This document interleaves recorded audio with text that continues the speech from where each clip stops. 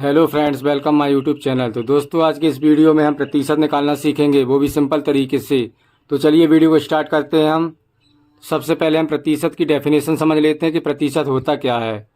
तो प्रतिशत शब्द दो शब्दों से मिलकर बना है। इसका अगर हम संधि विच्छेद करेंगे तो यह प्रति और शत में टूट जाता है, जिसमें से जो प्रति का अर्थ होता है वो पर होता है। पर जिसको हम बोलते हैं पर मतलब बटा होता है पर, या जिसको प्रत्येक बोलते हैं हम, प्रत्येक।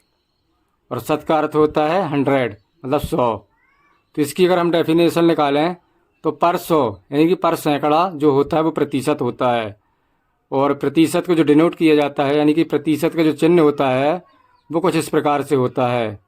और प्रतिशत इक्वल क्या होता है, 1/100 होता है। 1/100 यानी कि 1/100 होता है। तो चलिए अब हम इसको एग्जाम्पल से समझते हैं। जैसे मान लेते हैं, ये एक एग्जाम्पल ले लेते हैं। जैसे हमको 30 रुपये का 10% निकालना है, 10% निकालना है। तो इसको कैसे निकालेंगे हम? 30 रुपये का 10%, 30 रुपये का 10%, 30 रुपये का 10% निकालना, तो कैसे निकालेंगे?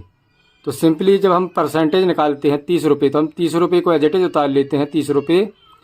और 30 रुपये का, इसमें दोस्तों ये आपको ध्यान रखना है कि जो का होता है इसका मीनिंग होता है मल्टीप्लाई, यानी कि गुणा होता है। यानी कि जो का होता है उसका जो अर्थ अपन निकालें तो वो गुणा होता है। तो इसमें आपको क्या करना है, 30 रुपये का, जब भी का बोला जाएगा तो उसमें आपको गुणा कर देना। तो मैं सिंपली इसमें गुणा कर देता हूँ।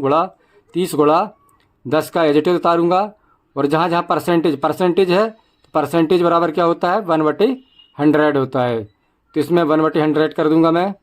अब इसको काटूँगा, 0 से 0 कैंसिल, 0 से 0 कैंसिल। तो इसका जो आंसर आ जाएगा वो 3 रुपये आ जाएगा। तो इसका जो आंसर निकलता है 30 रुपये का 10%, 3 रुपये आ गया। तो चलिए इसको हम कुछ एग्जाम्पल से और समझते हैं। जैसे सेकंड एग्जाम्पल हम ले लेते हैं। जैसे 100 रुपये का 20% कितना होगा? 20% कितना होगा? तो इसको हम सॉल्व करते हैं। तो इसका जो आंसर देखिए कैसे करते हैं। इसको भी सिंपली पहले वाले की तरह इसको भी करेंगे। तो सिंपल हम 100 रुपये लिख लेंगे यहाँ पे। और जहाँ जहाँ का है, जैसे का है तो का में हम क्या करते हैं, का अर्थ क्या होता है, मल्टीप्लाई, यानी कि गुणा होता है। तो इसमें भी हम गुणा कर देंगे, 100 इंटू 20। और जहाँ परसेंटेज है उसमें डिवाइडेड कर देंगे, मतलब बटे कर देंगे 100 का, क्योंकि परसेंटेज बराबर क्या होता है, 1/100। तो अब इसको हम काटेंगे, 0 से 0 कैंसिल, 0 से फिर 0 कैंसिल। तो ये हमारा जो आंसर निकल के आ जाता है वो 20 रुपये निकल के आ जाता है। तो इस प्रकार से आपको बनाना है। यदि बड़ा डिजिट आ जाए तो उसको आप कैसे सॉल्व करोगे? तो सिंपली ऐसे ही इसको भी सॉल्व करना है। चलिए हम एक एग्जांपल ले लेते हैं। तो चलिए इसको भी एग्जांपल से समझते हैं। एक बड़ा डिजिट ले लेते हैं। जैसे मान लीजिए 5000 है। 5000 का 5% निकालना है मुझको, 5% निकालना है। तो इसको कैसे निकालेंगे? तो पहले वाले की ही तरह इसको भी निकालेंगे। तो सिंपल हम इसमें 5000 लिख लेंगे। और जहाँ का है, का की जगह क्या लिख देंगे, मल्टीप्लाई। का अर्थ क्या होता है, मल्टीप्लाई, यानी कि गुणा होता है। तो का की जगह हम गुणा कर लेंगे। 5000 का 5%, 5 लिख लेंगे। और जहाँ जो परसेंटेज है, परसेंटेज इक्वल क्या होता है, 1/100। तो 1/100 कर लेंगे हम। तो ये लिख लिया मैंने। अब इसको हम क्या काटेंगे, 0 से 0 कैंसिल, 0 से 0 कैंसिल। तो इसको हम जब मल्टीप्लाई करेंगे तो हमारा 250 आंसर आ जाएगा, 250। तो इस प्रकार से दोस्तों आप परसेंटेज को सिंपल तरीके से निकाल सकते हो।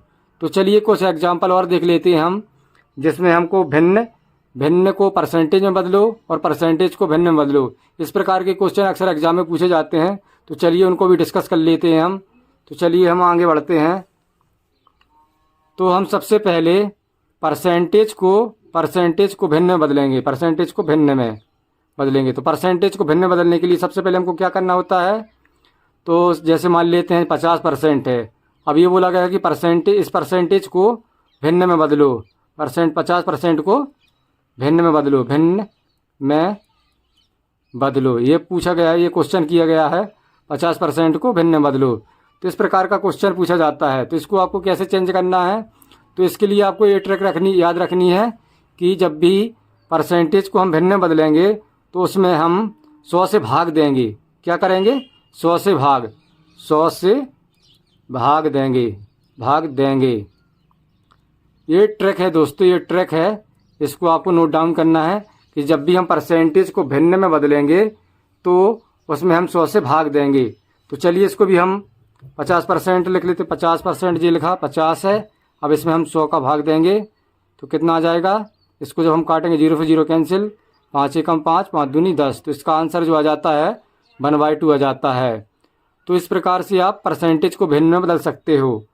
तो चलिए एक और एग्जांपल ले लेते हैं इसी का हम। जैसे मान लेते हैं 20% है, 20% है।